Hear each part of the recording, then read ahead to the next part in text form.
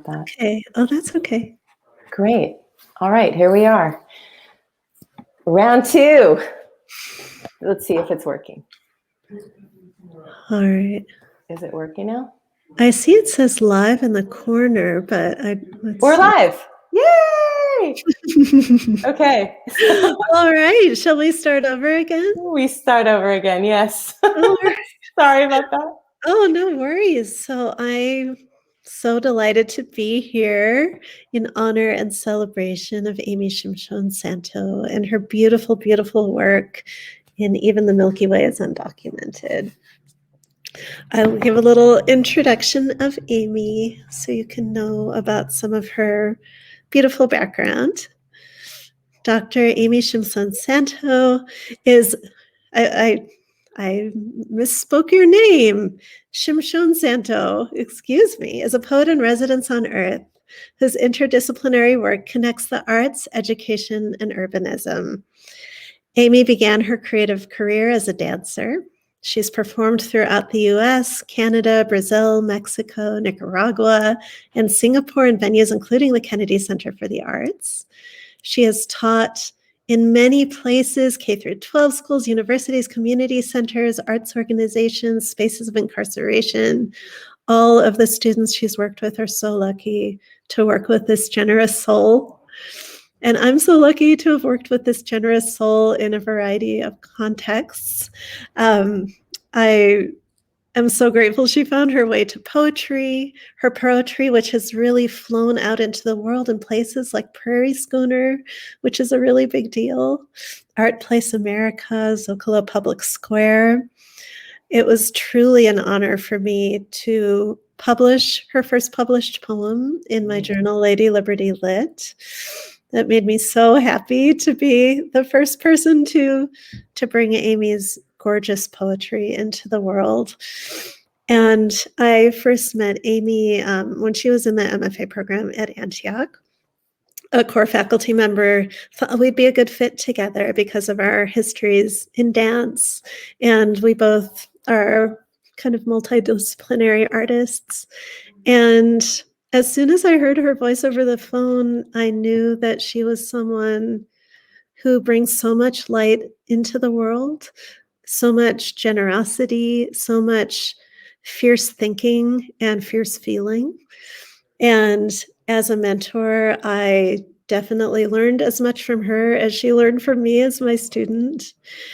I have said before and will say again that really my job as a mentor with Amy was to show her her own brilliance, to hold up a mirror so she could see how amazing she is, how amazing her work is, which, can sometimes be hard for us to see ourselves. And I know it's a challenge for Amy sometimes to see her own brilliance, but I could see it so clearly.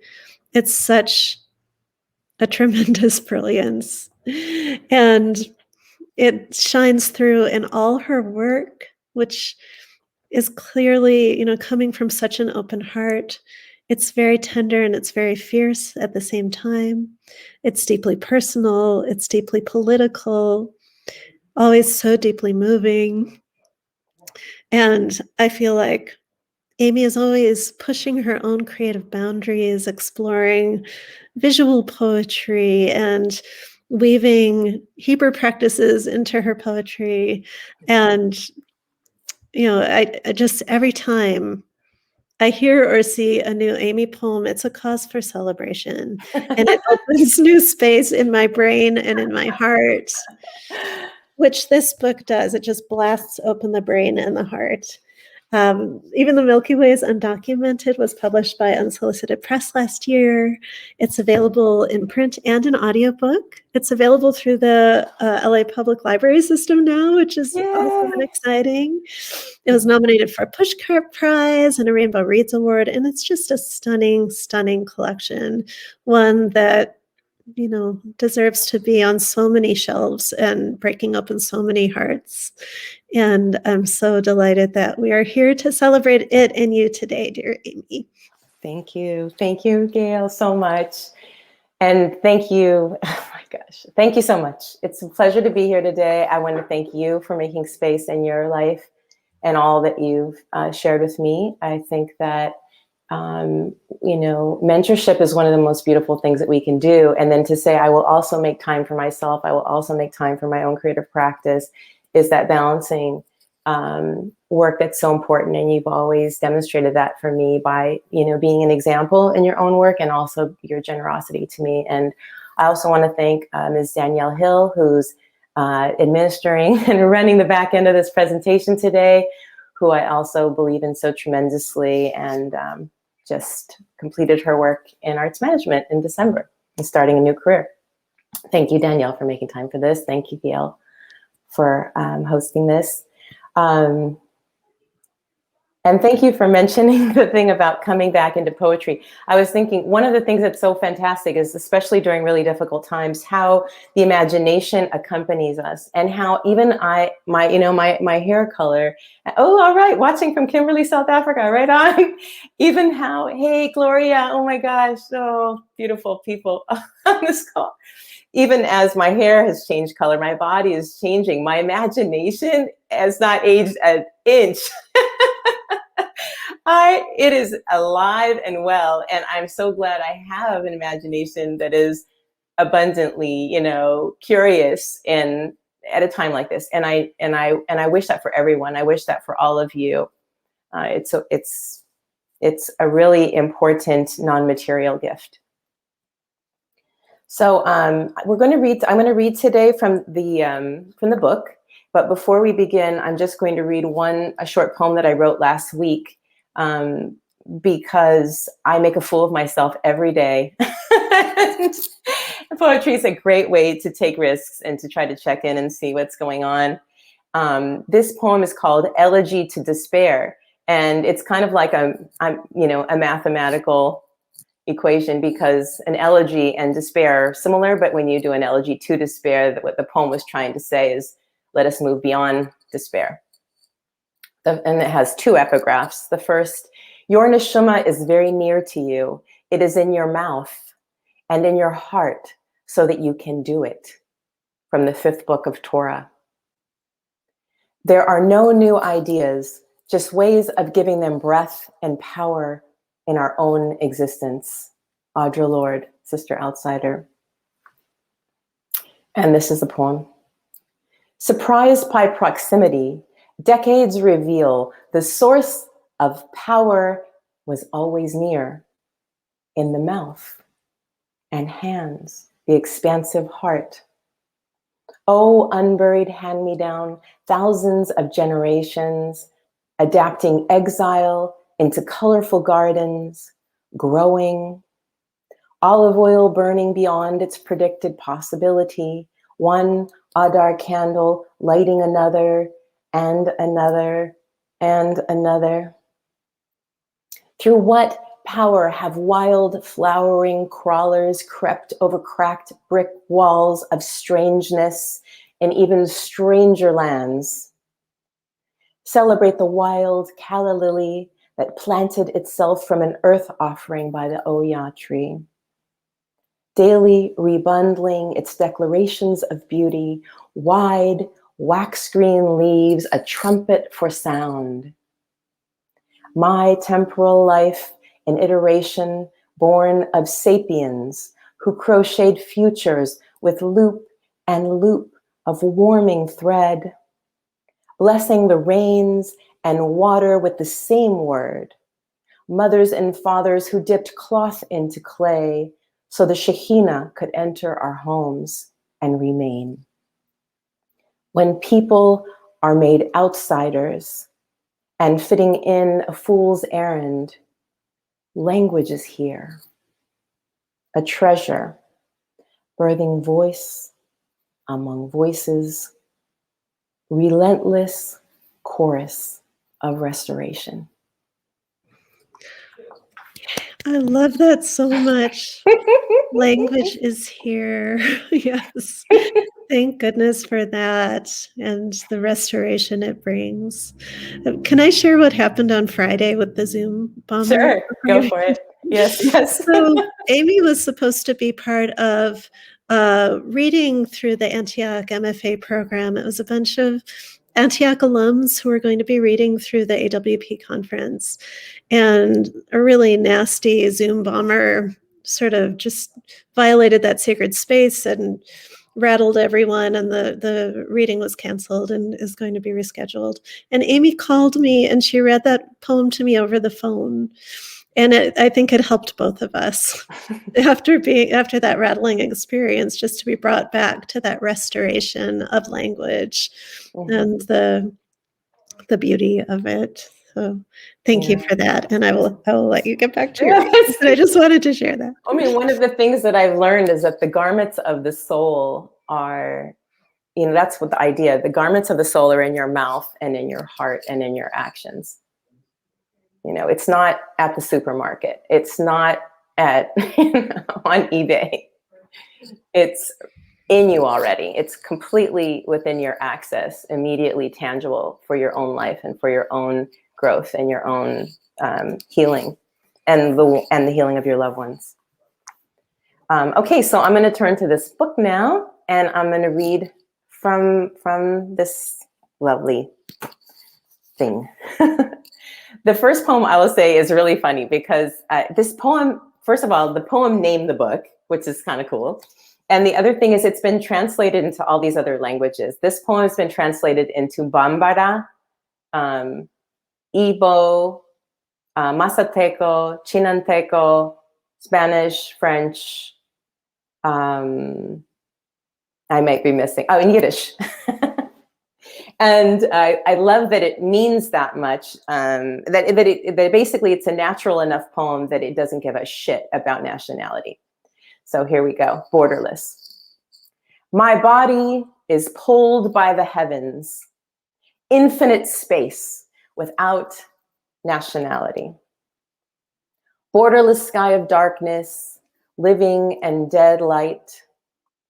Moon recognizes every mother on earth, her cycle, her blood, her ability to reproduce stars.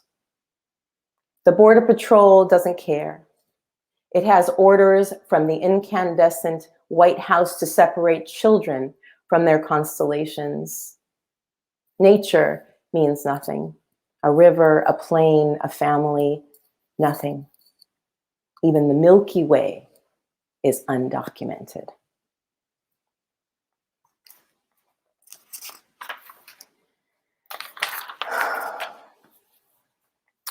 So I think, I in a way, I've been thinking about myself a lot as a H sapien. That's like what I'm working on now, really wanting to work in translation with other writers across different languages and to connect across our species. I'm so exhausted of white supremacy and so exhausted by this kind of nationalism. And this is a time for us to be more generous with each other.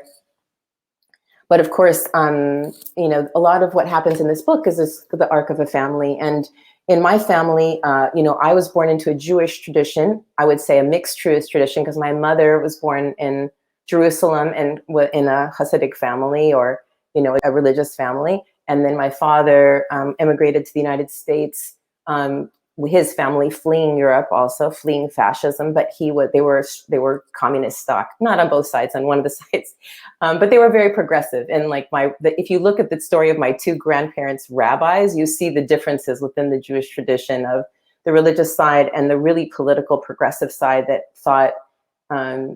really thought beyond, used their faith to gain strength, but thought in a way that was very, very worldly and cosmopolitan and dedicated to social justice for everybody. But race has always been in the room in my family because I married someone and had children, someone from South America who's African descended. And so it's just always something that's been at the table every day. So this poem is called Cabo Verde. And Cabo Verde is the Portuguese word for Cape Verde. Finally, finally, he was here, an infant resting outside my body. My baby, born breathing his own air, swallowing the milk I didn't know I could make. His grandmother called from Bahia. Como ele é? She said. Not how is he, not who. Ele é Cabo Verde? My son's Black Brazilian grandmother asked her Jewish Californian daughter-in-law. Through twisted scrolls of translation, I try to understand, not the words, but what she meant. Cape Verde, a nation on the African continent, what did this place have to do with our baby? The DNA I inherited from nomads who escaped the Inquisition, pogroms, the Holocausting of families, had not faced racism on its skin. It had faced other things. My mother-in-law was from a Holocausted people too. Ele é Cabo Verde? She asks.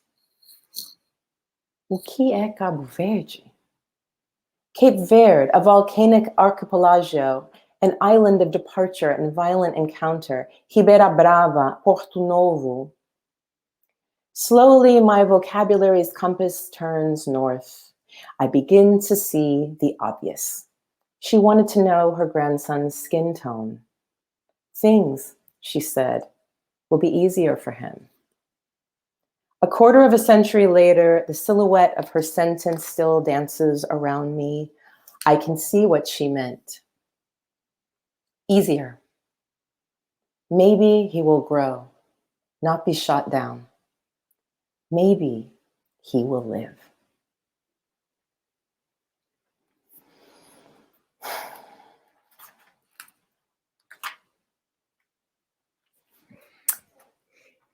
There's always a breath. It's funny when you read poetry, it's like you can't just march through it. You have to breath. I heard someone say that actually poetry is putting your breath in someone else. Yeah, I'm feeling it in my chest. Are you feeling? Yes. I think sometimes the poetry, and it has more courage than I have, and it comes to me so that I can express, I use it to express feelings that I actually am less good at expressing with my my rational mind. I resonate with that so much. Mm-hmm. Yeah. Oh, please. No, I don't want to get in your way. Feel free. You're not in my way.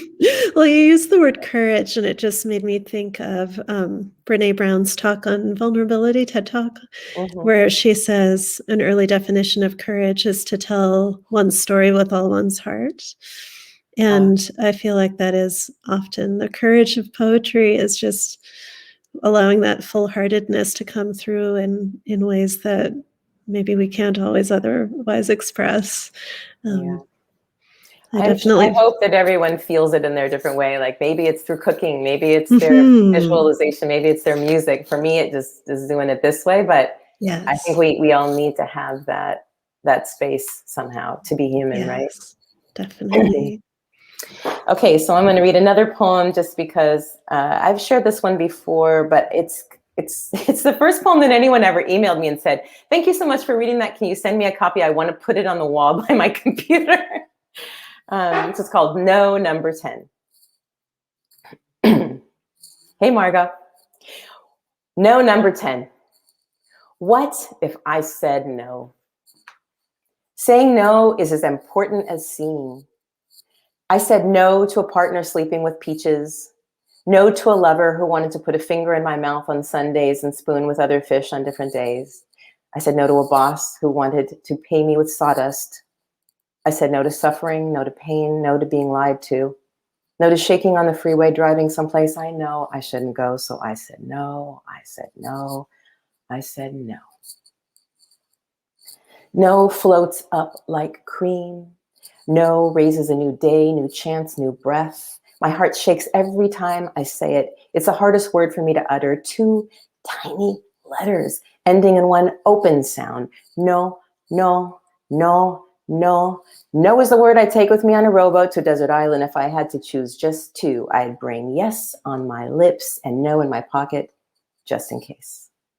No is more useful than salt. No is the complement to pepper. No is the word to pin to your kid's shirt when you send them off to school.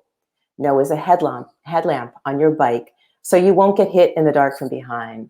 No, no, no. No to a book about family written only by men. No. No is the word every woman should keep with her for emergencies. No is better than a first aid kit. No is a Band-Aid that matches your skin color. No is a Swiss Army knife with the tweezers, small scissors, and a blade. No rejects things we're allergic to, like food allergies, love allergies, life allergies. I'm finally learning to use it. Say it. I said the word no. Yes. I love that poem so much. It's so funny. The poem's like, I want to tell you.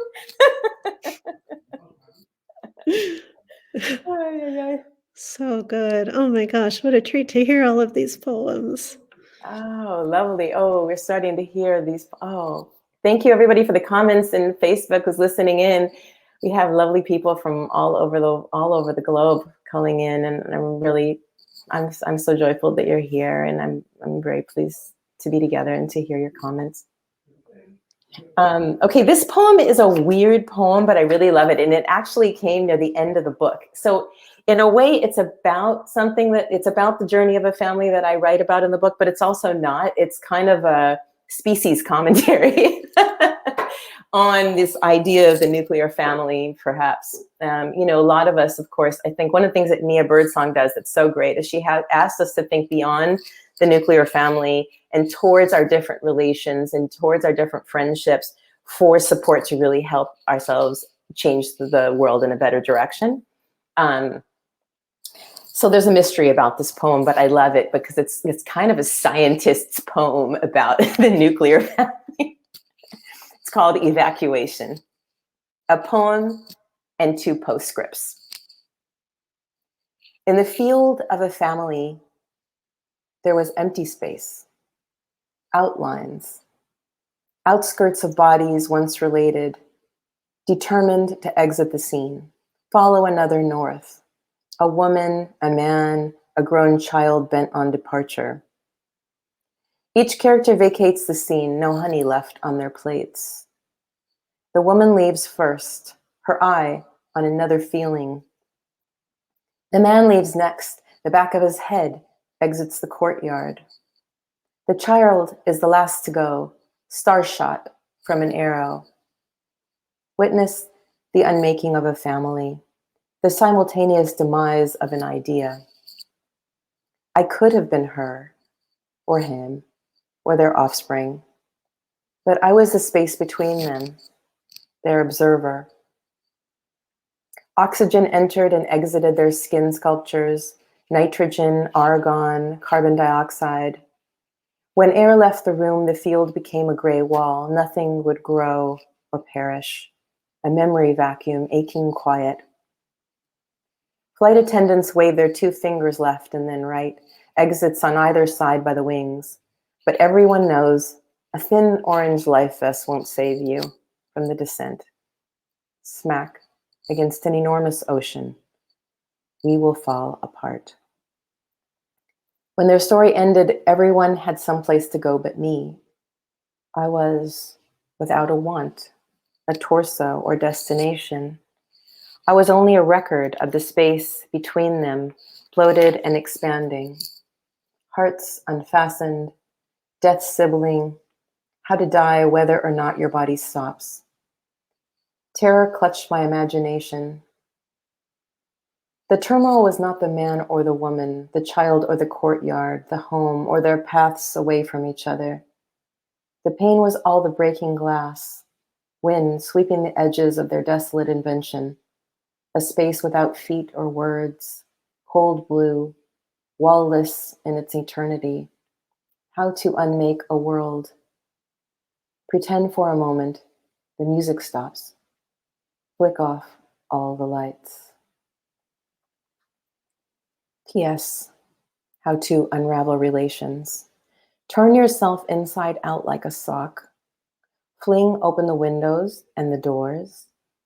Erase the chalk pathways back. Point fingers at a distant sun. PPS, prayer over the ruins. Outside, The frame, pink fallen eucalyptus leaves soak in a puddle of water. Pooled on red brick, the wind ruffles branches in a grove of trees on a mountain that is not dead. Nothing that matters can be invented or maligned. So beautiful. Kind of feel like apologizing for that poem because it's so sad. Don't ever apologize for your For a sad poem. poetry. I love how you introduced it as a mystery and as a scientist poem. And that makes me think of what we talked about yesterday, where you said you had recently heard a scientist talking about his practices, his process, and how you felt a connection with your process. And I wonder if you'd like to talk about that now, or if you want to wait until you're Neil done with your deGrasse other Tyson, reading. I just really love listening to him think about questioning, because he's like, how do you ask a question when you don't know what to ask? You know, you can ask a question about, okay, how do I hold the cup? I've seen a cup a million times. This is how do I drink the water? This is how I drink the water. But how do you ask a question about something that you don't know how to form a question about? And in a way, poetry kind of, sometimes it comes in very mundane, obvious things, but this is one of the poems that slipped in through a dream that was like, beyond what I would ever know how to ask. And I think it's just also this finding, even as we perhaps, and I'm sure, you know, with all the pain of the year, people have lost loved ones. It's not necessarily a family structure, but it might be a family member. And how do you walk away from that? How do you face the sorrow of that or the mourning? And I think the science part that I think is really cool is to understand that we're a part of this very, very long iteration of living, and that we're part of nature, you know, and change is a part of nature, living and dying is part of the natural process. No way of avoiding it. Another funny thing that this one of the poems did, and I'd like to read just the third section. There's a poem called Autobiography of Air, and this one came also kind of in the middle of the night when I had a journal by my bed, and it starts off also kind of trying to create words out of emptiness. But in the third section, it's a third postscript, this narrator comes back to the present to talk to the author, and I just think it's very sweet. 27 years later, the mother returns to the scene a storyteller. She plants music where there was echo, movement where inertia froze solid, warm water where ice halted. She bends pillows out of stone, buries tree roots where wind scraped the plains flat, plants praise on lips and in sentences. Praise your planks and burrows. She hums to her former self. Bent needle woman, sleepy, midnighted. I claim you as any woman can claim a thing of value. Plant a self by your own river. See what grows. So beautiful. I think that little poem is like, it was the point of the book. But the thing about hard stuff that I've learned from this process is it kind of, when you can face off the difficult things and give them language or give them shape or form, it does free one in some way, because I felt that the book kind of removed this plug, and now I'm kind of freer to go about the business of living now that it's kind of off of my chest. And I guess I'd struggled as a mom and as a teacher to say things that were difficult because I didn't want anyone to feel overburdened by my own emotions. And the poetry could hold that like a prize fighter, no problem. Mm-hmm. Yeah, the last bit you read there is just such an affirmation of voice and creativity and surviving. Okay, so we were going to read, there's a poem, this is kind of to honor my daughter. She has a new film out called Trust Issues, and it's playing at, Ken says that poem was a poem of my day. Yes. This poem is a longer poem, but I want to say it because of two things. One is it's the 3-year anniversary that Gayle invited me to AWP in Florida. And I wrote this poem that was so scary to me and heavy for me that I had to go to another state to read it. And I read it 3 years ago. And Gayle reminded me that this is something that we did 3 years ago because her phone sent her a reminder. But also my daughter, I want to honor my daughter. And she created a film called Trust Issues that deals with the issue of sexual assault. And it's playing, if it's not, I hope it's still out. If not, you can find it looking at Trust Issues or Riva Santo. And it deals with the issue of sexual assault. And this poem was about an experience related to that. And there's 6 different sections, and I'm just going to read the last 2. So in the first part, a violence has happened. It didn't happen to me. It happened to someone in our circle. 5. A dam breaks inside me. I swim out to my younger self. The girl who cut off her own hair, dressed in black, occupied a punk rock habitat, a shark, gliding along the bottom of the city of Los Angeles. Age 7 was the first groping of my body by a stranger. I learned to ride a bike and was returning from my first solo flight to the corner store. The shame wouldn't wash off. This poem is a placeholder for an encyclopedia of events. During each phase of my existence in this body, risk covered 97% of my Earth's surface. Everywhere I went in the body of a girl, everywhere I've gone in the body of a woman, I have been at risk. And I am the lucky story.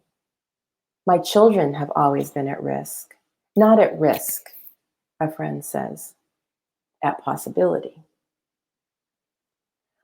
I've never questioned their innate possibilities. I've questioned how their possibilities will be received in this world.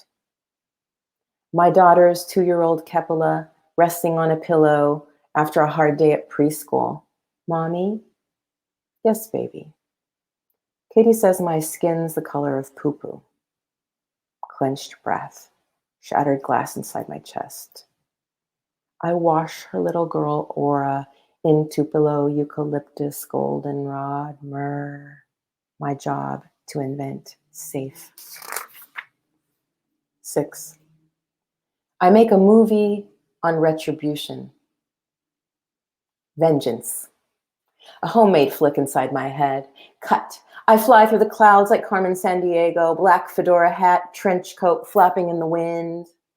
I sniff the doorframe of my daughter's apartment for the assailant's stench and decode his exact hyperlocation with my chemosensory perception. Cut. I navigate skyscrapers, one arm stretched out, guiding my superhero mother body through space. Cut. My feet land softly on the Earth's surface in Queens, triggering a cloud of dust. A silver glow rises. Cut. My head snaps right, his stink. I stride toward him, trench coat, arms, swoosh, swoosh, boots landing loud against the pavement. Cut. I pull open the squeaky gate, past the wild ivy to face him, moist with salty sweat. My elbow coils back like an arrow. I take lightning aim. Cut. I annihilate him with a wish. His cells disaggregate before me, bits and chunks, a pile of powder. 7. LA and New York. Shall I go there? I asked my daughter. Yes, but I was thinking of coming home, she says. Please come. I buy a ticket. 3 members of a family, mother, daughter, and son, gather beside the apricot tree. Spread wide a cotton sheet. On the ground, a wooden stool, a small mirror, a pair of scissors. I wash my hands with rose water and kneel before her. The trauma won't evaporate, but she wants the hair to go. Daughter's head in mother's hands, a sharp tool, gently cropping. Sister's head in brother's hands, low burr of an electric razor. Sun illuminates the yard. A pile of fear falls severed beneath her on the earth. She sits up tall, blows confetti flecks of curl from her face and hands.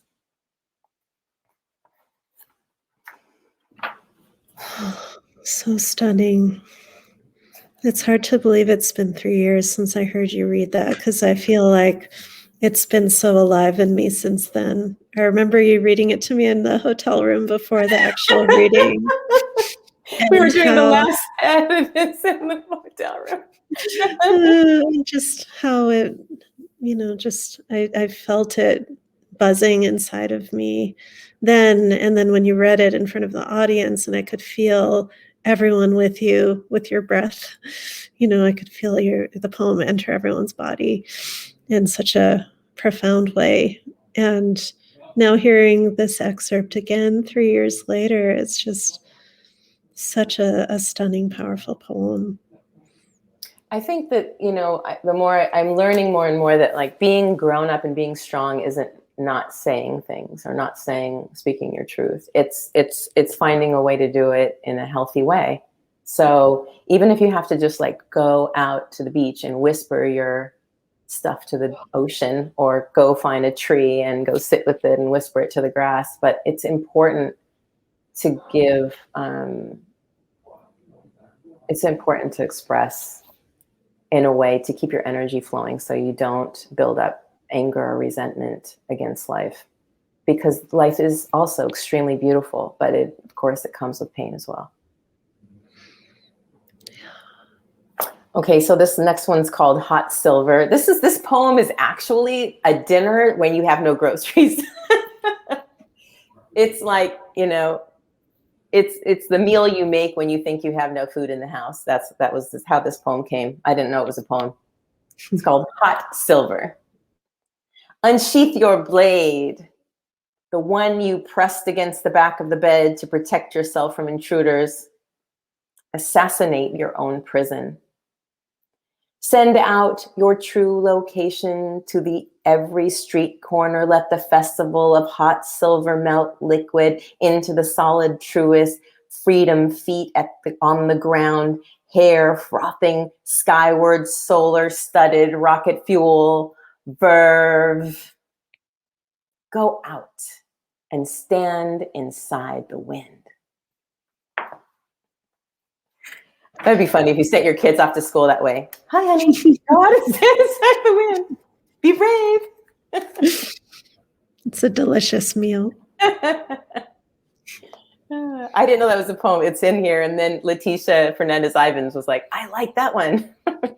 She's the kind of person who walks around with hot silver all day. I imagine her that way.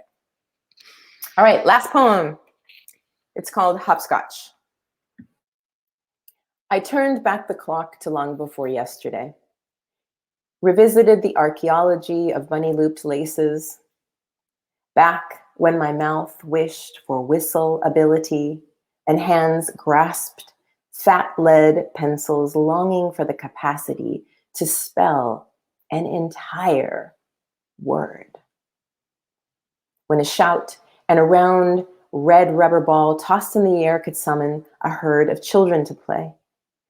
Back when mermaids was a real game and the magic of spit could melt a hard chunk of color, pink bazooka, into a hollow orb to click and pop with lips, tongue, breath. I shook a lager in my cupped hand, tossed it out across the rough pavement. My feet danced, hopscotch ascension to 10. Right, double, right, double, right. I spun around the top, determined to return to one, leapt off the last square, landed back where I began. I unwrapped my satchel of girlhood, string, tape, old ribbon, handwritten notes. I want everyone to know that I have forgiven the sidewalks for all of their cracks. I was a girl, and then a mother. Each of my 37.2 trillion cells are breathing. I am learning to embrace the success of this moment by singing an anthem to now. Yes. Yay. Beautiful. Thank What a you. gorgeous anthem to know you sing. My goodness. Oh, thank you for all of these poems, and thank you for your voice. My goodness. So much we could talk about. I think if anybody wants to post questions too, Yeah. Ms. Hill might be able to gather them up, but in addition. Definitely. And Athens to now. So, as I mentioned before, your work does such a beautiful job of being both deeply personal and deeply political. And I wonder if you'd like to talk about that, about, the marriage of poetry and politics, how those things fit together for you. So politics and poetry, in a way, they're always, I come from that place. There was a version of my bio, I said, my father was a labor lawyer. So like on holidays, we would get into the old blue, car and drive out to like Boron. And we would hang out with the borax workers and see how they had been putting cement into their borax plant when they were fighting for better wages. And we would make like pretend cars in the back of the Union Hall. That was my dad's side of the family. That was kind of like deep commitment to justice and to working people's rights. And my mother also very political, but she was an artist, a feminist artist. She told me today she's been making art for 65 years now. I'm like, that's a good track record, Ma. So for me, it's the same thing. It's like an expression of perhaps, truth to the world and listening to ourselves and each other in the creative expression. And obviously its connection to culture. Culture is a great tool against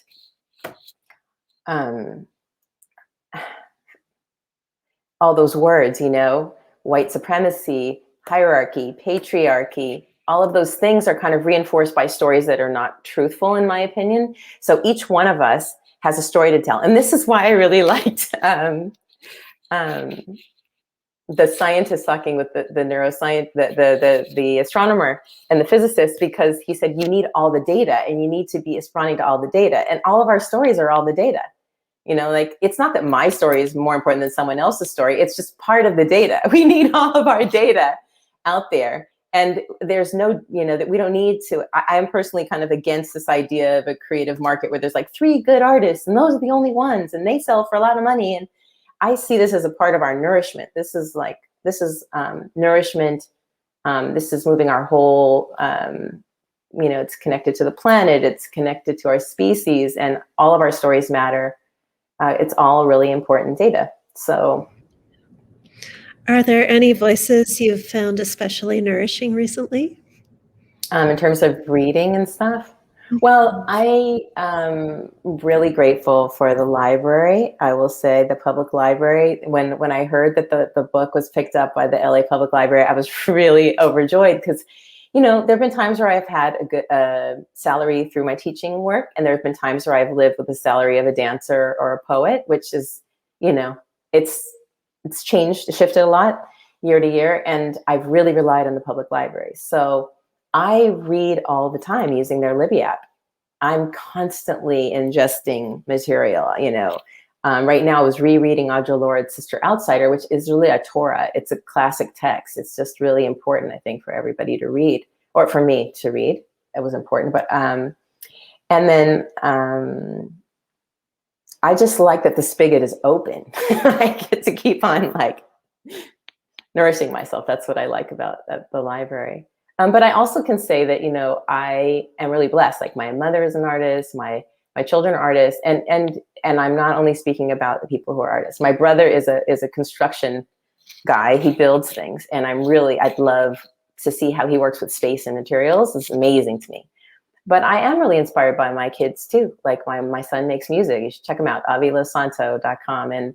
And Reva has her new film out, and Danielle is in the back scenes making her stuff happen. So I am inspired by all the generations. I like it when we feel the courage and the right to speak our truth to each other. Yeah, what a gift that is, to be able to speak our truth to each other through these various media. Absolutely. Would you like to talk? I know you shared a new poem. Would you like to talk a little bit about where your process is taking you these days? Well, I guess I will say that this poem is kind of a journey of this book, this poem of this life.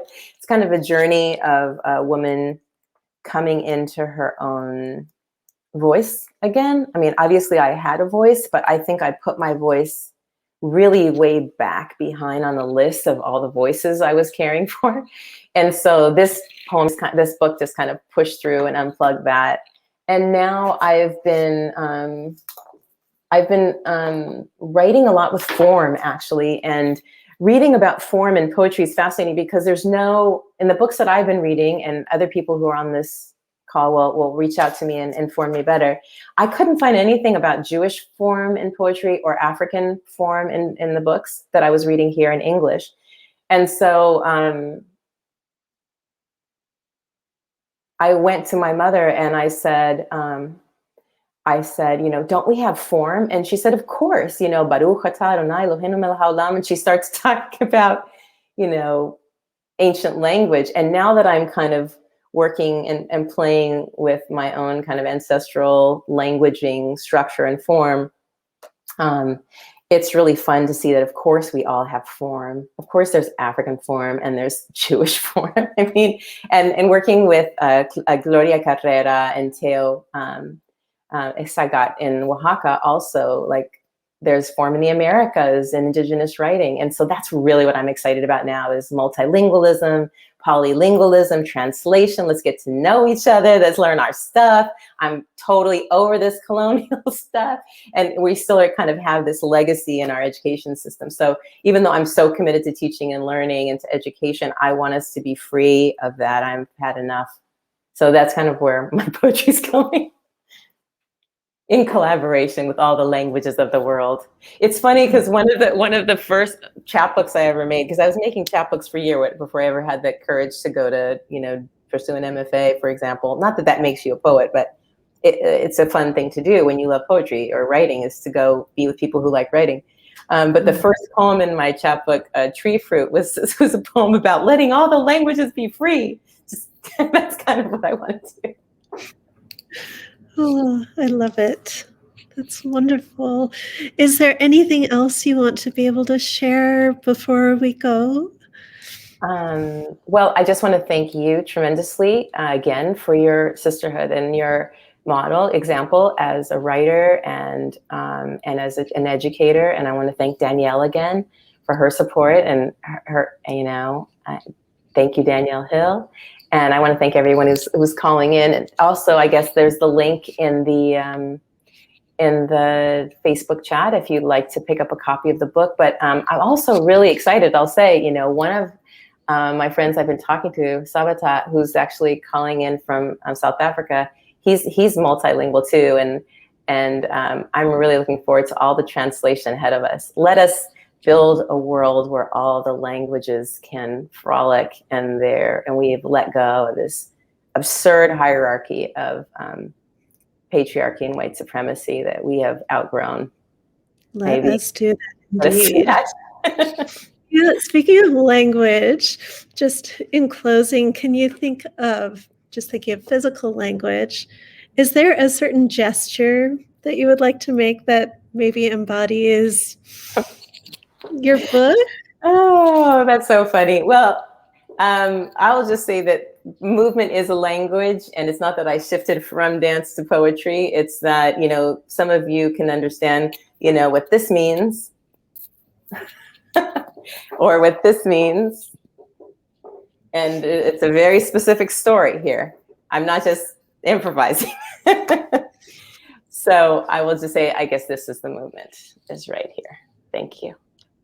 Yes. Thank you. All right. Well, what a joy to spend time with you and your words. Thank you so much for allowing me to be part of this journey. And thank you. You've made a big difference. You've been a real reminder to me how much loving kindness can do. Love you. I love you too. Thank you, everyone, for joining in. Thank you again, Amy, for giving us the beautiful gift of your presence and your poetry. Thank you, everyone. Thanks.